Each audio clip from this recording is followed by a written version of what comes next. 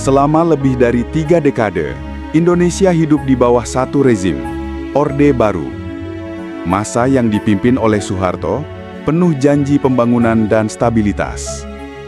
Tapi di balik gemerlap pembangunan, tersimpan kisah kelam, pembungkaman, darah dan luka yang belum sembuh hingga kini. Pertanyaannya, apa yang sebenarnya terjadi pada masa Orde Baru?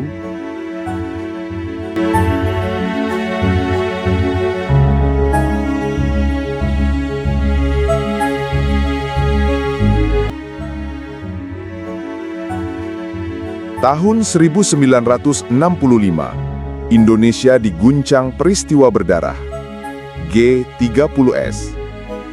6 jenderal terbunuh. Dari kekacauan itu, Soeharto muncul. Dengan dukungan militer, ia perlahan menggantikan Soekarno. Pada 1967, Soeharto resmi dilantik sebagai presiden. Lahirnya Orde Baru ditandai janji menegakkan stabilitas, membangun bangsa, dan membersihkan sisa komunisme. Kekuasaan Orde Baru bertumpu pada militer.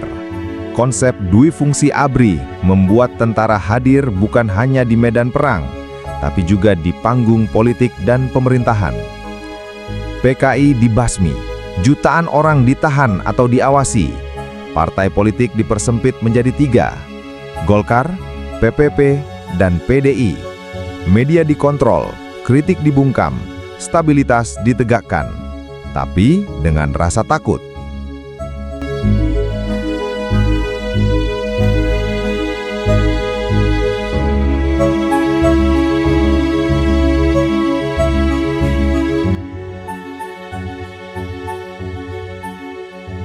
Soeharto menjadikan pembangunan sebagai wajah Orde Baru. Jalan raya membentang, bendungan dibangun, listrik masuk desa. Tahun 1984, Indonesia bahkan mencapai swasembada beras. Pertumbuhan ekonomi tinggi, dunia memuji Indonesia. Namun, di balik angka-angka itu, kekayaan menumpuk pada keluarga cendana dan kroni, sementara jurang ketimpangan makin lebar.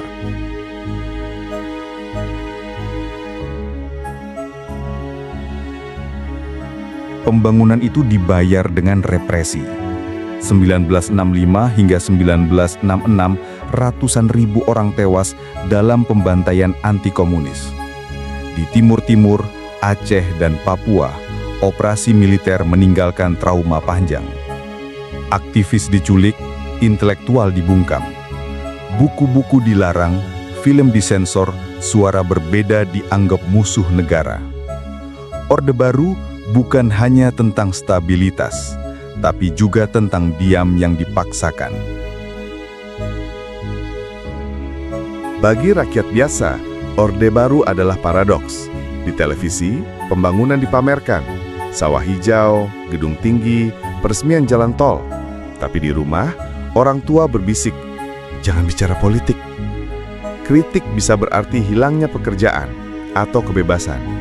Hidup berjalan di antara rasa aman dan ketakutan yang tak pernah hilang.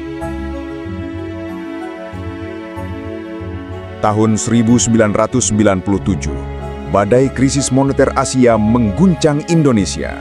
Harga-harga melonjak, ekonomi runtuh. Mahasiswa turun ke jalan menuntut reformasi. Mei 1998, kerusuhan meledak di Jakarta dan kota-kota lain. Ribuan mahasiswa menduduki DPR. Hingga akhirnya, pada 21 Mei 1998, Soeharto mengumumkan pengunduran dirinya. Orde Baru berakhir, meninggalkan jejak luka dan pelajaran pahit. Orde Baru adalah babak panjang sejarah Indonesia, penuh pembangunan dan stabilitas, tapi juga represi dan pelanggaran HAM. Pertanyaan, apa yang terjadi pada masa Orde Baru bukan hanya milik masa lalu. Ia adalah cermin agar bangsa ini tak lagi mengulangi kesalahan yang sama. Dari Orde Baru, kita belajar, demokrasi dan kebebasan tidak pernah datang tanpa harga.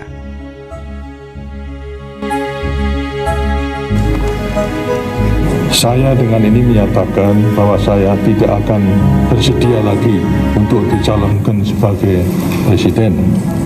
Untuk melaksanakan tugas-tugas yang sangat berat karena berbagai krisis di bidang ekonomi, politik, dan hukum, maka saya segera akan mengadakan reshuffle kabinet sehingga kabinet pembangunan 7 berubah menjadi kabinet baru yang dinamakan kabinet reformasi.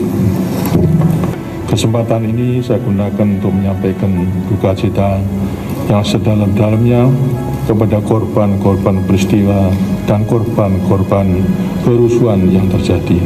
Semoga arwah para korban diterima oleh Tuhan Yang Maha Esa dengan sebaik-baiknya. Kepada anak, sanak keluarga dan korban daripada para korban, kiranya diberikan kekuatan iman dan ketabahan oleh Tuhan Yang Maha Esa. Sekali lagi, terima kasih atas perhatian daripada